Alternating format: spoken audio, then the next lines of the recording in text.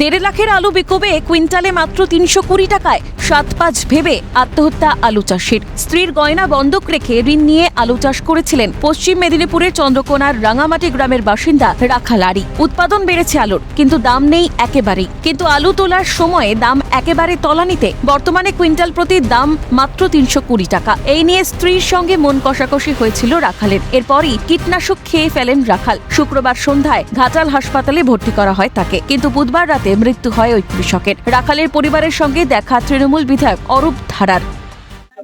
আলু চাষের জন্য ঝগড়া যাচ্ছে, দাম নাই আলুর বলে। 3-4 বিঘার মতো ধার দেনা, ঘরের জমি শুধু 10 কাঠা। লোকের ভাগে বুঝে চাষ করেছি। আলু চাষের লেগে আলুর দাম নেই বলে যে বলেছিলাম যে অত জমি জায়গা চাষ করে খাইনি। বলছে কি আলুর দাম হলে সব ছাড়ানো হয়ে যাবে। বৌমার জিনিসপাতি সব বন্ধক দিয়েছিল। কৃষক বন্ধু পাইনি, কৃষক বন্ধু করতে পারিনি। কৃষক বন্ধুর কাগজ রেজিস্ট্রি করা আছে, সেই কাগজটা করতে পারিনি। মা, স্ত্রী ও 2 সন্তানকে নিয়ে সংসার রাখালের। মাত্র 4 বিঘা জমিতে আলু চাষ করেছিলেন তিনি। চাষ করতে খরচ হয়েছিল আনুমানিক 1,40,000 টাকা, কিন্তু সেই টাকাও ওঠেনি রাখালের, যার জেরেই আত্মহত্যা বলে অভিযোগ। 4 বিঘা চাষ করতে হইতো, বিঘায় তো 30,000, 35,000 করে খরচা হয়েছে বিঘায়। এই আলুর দাম না থাকার জন্য না, আলুর দাম না থাকার জন্য কেস ঘটে গেছে। এ বিষয়ে রাজ্য সরকারকে কটাক্ষ বিজেপি নেতার।